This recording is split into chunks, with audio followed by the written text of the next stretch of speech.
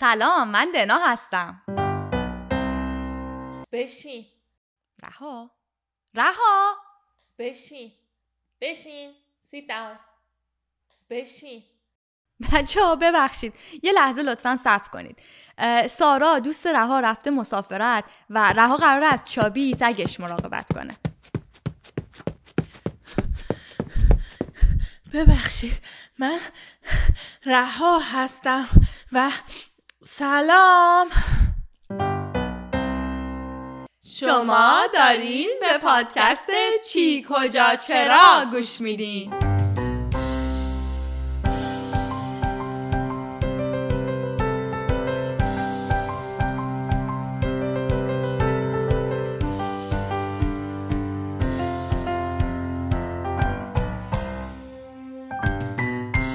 امیدوارم حالا سارا بر نگرده. آخه بازی کردم با چابی خیلی حال میده. آره خیلی بامزه است، ولی راستش من خیلی دوست ندارم باهاش بازی کنم. آخه خیلی میدوه و عرق میکنه. مثل این که هیچی از سگا نمیدونی ها. سگا اصلا عرق نمیکنن. یعنی عرق میکنن ها، ولی فقط از کف پاهاشون. اونا یه سیستم دیگه برای خنک کردن بدنشون دارن. جدی نمیدونستم. البته اینطوری هم نیست که هیچی راجع به سگا ندونم، ولی دیگه راجع به عرق کردن و نکردنشون تحقیق نکرده بودم. میخوای سوال این قسمت برنامه درباره سگا باشه؟ موافقم.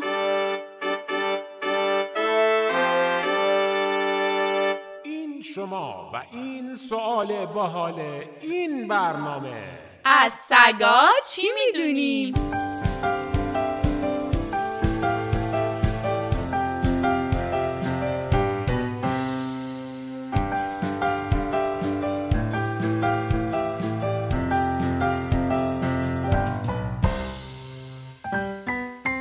سگا محبوب ترین حیوانایی هستن که با انسان‌ها زندگی میکنن.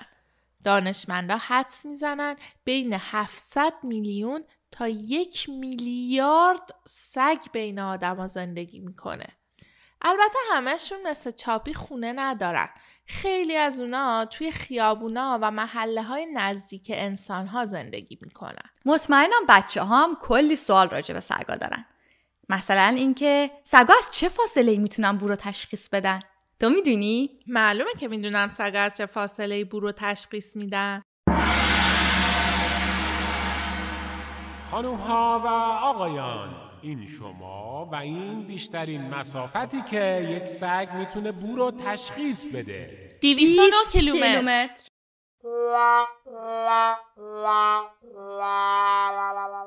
چی؟ 20 کیلومتر؟ سگ هاگورد که نیست. 209 کیلومتر خیلیه. من فکر کنم یه اشتباهی کردی. من تقریبا مطمئنم 209 کیلومتره. ولی بذار آخر برنامه دوباره سرچ میکنیم، با هم دوباره چکش کنیم. ایست. البته میدونی که سگا از گرگا تکامل پیدا کردن و یه جورای فامیل همن؟ سگا اولین حیوانایی هستن که توسط انسان اهلی شدن. آره اینو میدونستم. این اتفاق حدود 20,000 سال پیش افتاد. دنا صبر کن، بچه ها برامون صدا فرستادن. اول بذار صدای بچه ها رو بشنویم. این اولیشه. محمد پارسا از اشتوتگارت آلمان. من پارسا از اشتوتگارت اومدم. اشتوتگارت آلمان جالب و به نظر من بزرگترین دایناسور روی دنیا تیرانوساوروس رکسه. خداحافظ. فکر کنم محمد پارسا از قسمت دایناسورها خیلی خوشش اومده. ممنون محمد پارسا. اینم صدای اوانه از مونترال در کانادا. من اونم. خیلی اپیزودتو دوست دارم. میشه یک کمتر بشه؟ خداحافظ. ایوان ممنونیم که نظرت رو برامون فرستادی. حتما به نظرت فکر میکنیم. و آخرین پیام رو هم برنا از دوسلدورف آلمان فرستاده. من برنا 4 سال شهرم هم دوسلدورفه. این خاطرهای انسان‌های اولیه هم میگی. خداحافظ. از پیامت خیلی ممنونیم برنا جان. چطور دنا همین الان برامون یه داستان از انسانای اولیه بگه؟ آماده این؟ دنا؟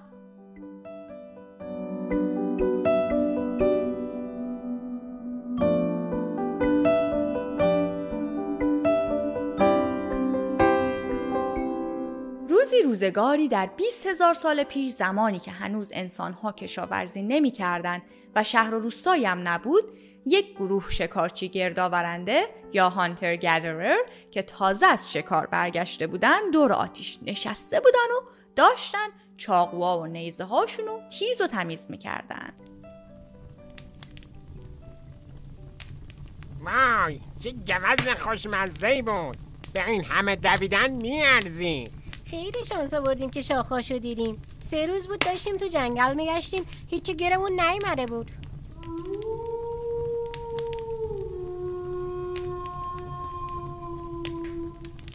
کاش دماغ ما هم مثل دماغ این گرگا کار میکرد. به خاطر بوی کباب دارن همدیگر رو صدا میکنن. آره، کاش ما هم مثل اونا میتونستیم سریع بدویم. حالا ایراد نداره، یه ذره چوب بریزون آتیشا که خاموش نشه. اینا شب نریزن ما رو بخورن یه وقت. این خیزه رو هم میذارم اینجا محض احتیاط، یه وقت اومدن بتونیم از خودمون دفاع کنیم. در همین حال یک دسته گرگ از توی جنگل به این شکارچی‌ها نگاه می‌کردن و با هم حرف می‌زدن. وای نگاه کن، اونجا کلی غذا هست. البته کلی هم آدم از اونجا. نگاه کن، تازه آتیش هم دارن. من واقعا تعجب میکنم چرا آدم از آتیش نمیترسن. واقعا خطرناکه. ببین میریم اونجا سری غذا بود و ور بیداریم و فرار میکنیم. اصلا چرا فرار کنیم؟ خود آدما رو هم میخوریم. عقل تو هم دست دادی؟ اون چیزای تیز رو نمیبینی دستشون؟ با اونا به ما حمله میکنن. تازه من فکر نمیکنم خیلی هم خوشمزه باشن. اصلا موجودی که روی 2 تا پا راه بره خوشمزه نمیشه. من که ریس نمیکنم. یه ذره صبر کن. اینا همه غذاشون رو نمیخورن. استخون دوست ندارن. بذار وقتی رفتن هرچی باقی مونده بود رو میخوریم. نصف.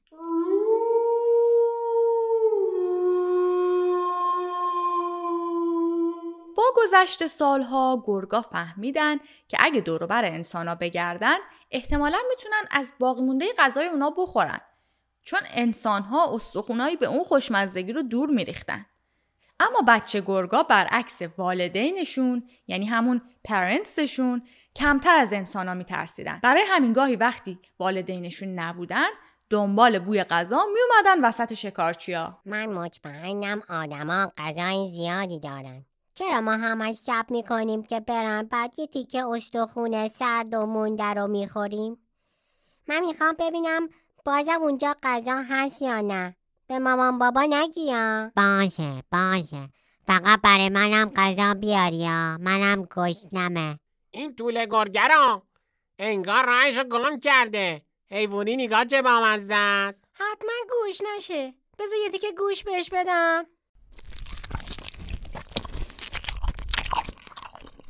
ای جان نگاه چه بامزه است. دارد دست من غذا میخوره. بشین sit down. نگاه کن نشست به حرف من گوش میده. ببین یه فکری میگم اگه این بچه گرگ رو خودمون بزرگ کنیم با همون دوست میمونه دیگه. اون وقت نمیخوردمون. بعدم میتونیم ببریم شکار. اینجوری راحت‌تر گوزنا رو پیدا میکنیم. چه میدونم، مطمئنی بزرگ شه نمیخوردمون؟ نمیدونم ولی به امتحان کردنش میارزه. فکر کن هر هفته میتونیم کباب گوز بخوریم. بیا امتحان کنیم. و به این ترتیب اولین گرگ ها اهلی شدن و پیش انسان ها زندگی کردن.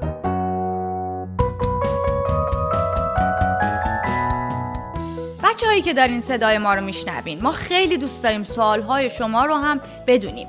اگه سوالی دارین برای ما بفرستین تا ما هم جواباشو براتون پیدا کنیم. اگه هم کشف جالبی کردین اونو هم برای ما بفرستین تا با بقیه بچه ها به اشتراک بذاریم. تنها کاری که باید بکنید اینه که صدای خودتون رو ضبط کنین و به آدرس ایمیل ما بفرستین friends@whatwerewhykids.com. یا یه کار ساده تر این که برین تو سایت ما whatwerewhykids.com و اونجا روی دکمه وایس میل کلیک کنین. بعد صداتون رو برامون ضبط کنین. بچه‌ها لطفاً وقتی صداتون رو میفرستین اسم خودتون و سنتون و اسم شهری که توی زندگی میکنید رو هم بگین.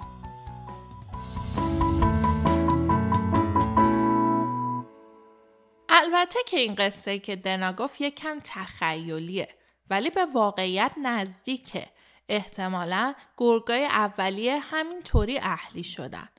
دانشمندان معتقدن که بعد گذشت هزاران سال گرگایی که نزدیک آدما زندگی میکردن یاد گرفتن که صدای بامزه تولید کنن یا کارایی بکنن که انسانا خوششون میومد. خود گرگا هم کم کم خوششون اومد. کم کم جمجمه و اسکلت بعضی از این گرگ‌ها تکامل پیدا کرد و گونه جدیدی به وجود اومد که بهشون میگیم سگ. البته این ماجرا همینجا تموم نمیشه و ادامه پیدا میکنه. سگ‌ها شکل‌ها و گونه‌های مختلفی پیدا کردن. الان هم توی خیلی از زمینه‌ها به انسان‌ها کمک میکنن.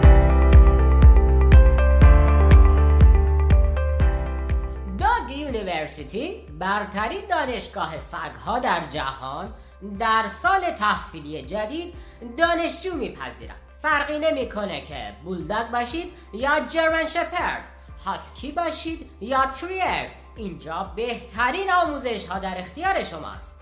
آموزش های ما در 2 سطح ابتدایی و پیشرفته در اختیار شماست. در سطح ابتدایی آموزش پریدن و گرفتن توپ و چوب، آموزش پارس کردن و لوس کردن و آموزش های بهداشتی و سلامت رو دریافت می کنید. دوره های پیشرفته ما هم شامل آموزش سورتمه کشی، چوپانی و نگهبانی از مزرعه میشه. ما همچنین یک بورسیه ویژه هم داریم که شامل آموزش مهارت‌های ویژه برای سگ‌های استثنایی میشه. فارغ التحصیلان این بورسیه میتونن توی یکی از رشته‌های آتش نشانی، پلیس مبارزه با مواد مخدر یا خدمات اجتماعی به افراد نابینا به ادامه تحصیل بپردازند. داگ یونیورسیتی بهترین دانشگاه سگ‌ها در جهان.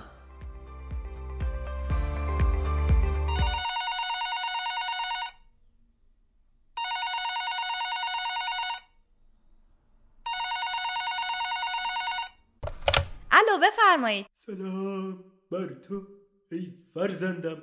بفرمایید. شما؟ من آنوبیس هستم فرزندم. آنوبیس؟ آنوبیس کیه دیگه؟ رها تو آنوبیس میشناسی؟ نه ولی شبیه اسمای خیلی خیلی قدیمیه. بفرمایید با کی کار داشتین؟ مگه شما درباره سگ‌ها حرف نمیزنید؟ خب من آنوبیس هستم دیگر، خدای سگ‌ها در مصر باستان. آها شما خدا هستی. خدا که نیستم، خدای سگ هستم. البته بعضی ها فکر می کنن که شغال هستم، ولی من خودم رو بیشتر سگ حساب می کنم. در ضمن من خدای مردگان هستم، یعنی سگی هستم که خدای مردگان هستم. ببخشید یعنی دقیقاً چی کار میکنید؟ شما چیزی راجع به مومیایی شنیده اید؟ آره خیلی جالبه. دینا یادت بمونه بعداً یه قسمت راجع به مومیایی بسازیم. مصریای باستان وقتی یکیشون میمرده اونو مومیایی میکردن تا بدنش سالم بمونه. آره من کسی بودم که مومیایی کردن رو به مصری ها یاد دادم. من همچنین مسئول رسیدگی به امور مرده ها در اون دنیا بودم. البته تا قبل از این که ببخشید گریم میگیره این وقتا، تا قبل از این که این اوزیریس بیاد و شغل من رو از چنگم در بیاره. یعنی بعد از شما اون مسئول امور مردگان شد؟ آره دیگه، ما هم بیکار شدیم. البته یک مدتی مدل نقاشی بودیم.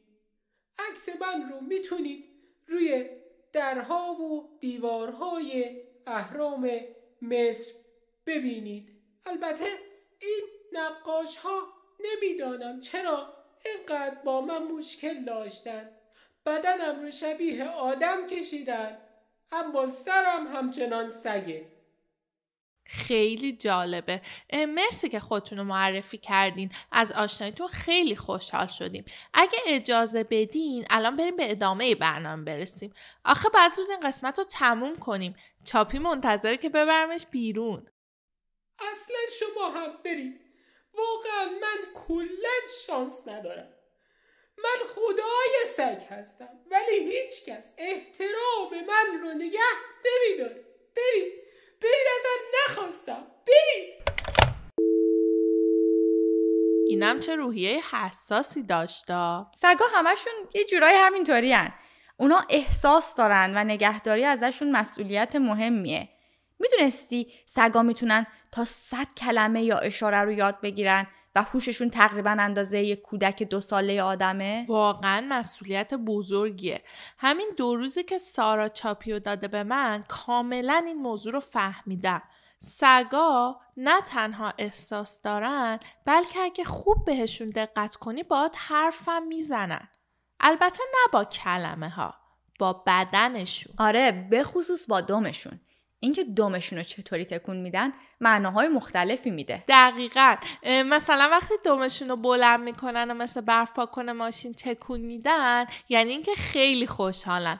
اما اگه دمشون رو پایین بندازن و خیلی یواش بین پاهاشون تکونش بدن این یعنی اینکه از یه چیزی ترسیدن یا استرس گرفتن. وقتی سگا صاحبشون یا دوستشون رو میبینن و ذوق میکنن دمشون رو بلند میکنن و بیشتر به سمت راست تکون میدن. وقتی هم یه سگ یا آدم غریبه رو میبینن بیشتر دمشون رو به سمت چپ تکون میدن. اصلا سگا هم مثل آدما چپ دست و راست دست دارن، یا بهتره بگیم چپ پا و راست پا. خیلی از کاراشونو با پاشون میکنن. اگه سگ دارین با یه آزمایش علمی میتونین بفهمین سگتون چپ پاست یا راست پا. چند بار دقت کنین که وقتی سگتون میخواد از حالت نشسته راه بیفته و بره به سمتی اول پای راستشو میذاره یا پای چپش. چند بار اینو ببینید. بیشتر سگا وقتی میخوان شروع به حرکت کنن با پای قالبشون راه میافتن، یعنی اون پایی که باهاش راحت ترن. خیلی جالبه، ولی اگه بخوایم راجع به سگا حرف بزنیم حالاها باید حرف بزنیم. آخه سگا خیلی بامزن. ولی باشه، راست میگی.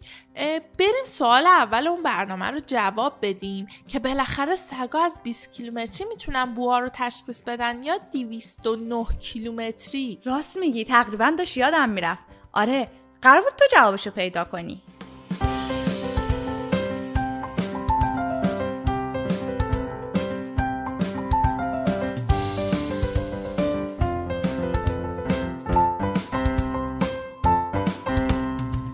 و جواب اینه که اکثر سگا میتونن از حدود 12 مایلی یا همون 20 کیلومتری بوها رو تشخیص بدن. دیدی گفتم 20 کیلومتری؟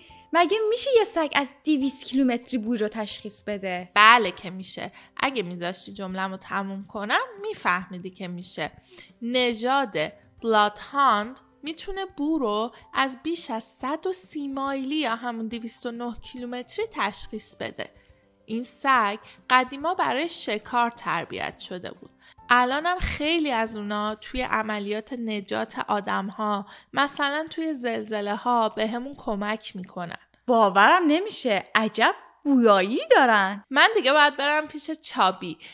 شما هم یادتون نره که سوالا و کشفایی که کردین رو برای ما بفرست. ما دوست داریم صدای شما رو هم توی پادکستمون بشنویم. پس تا قسمت بعدی مراقب خودتون و مراقب سوالاتون باشین.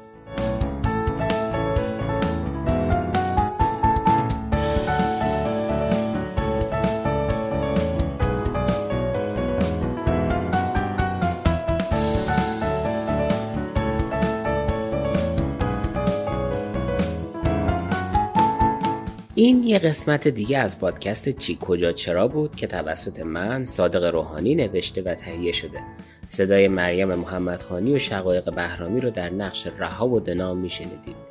موسیقی های هر قسمت هم کاری از آرمین قوچانیه و لوگو و کاور آرت هم توسط فرزانه نصیری طراحی شده.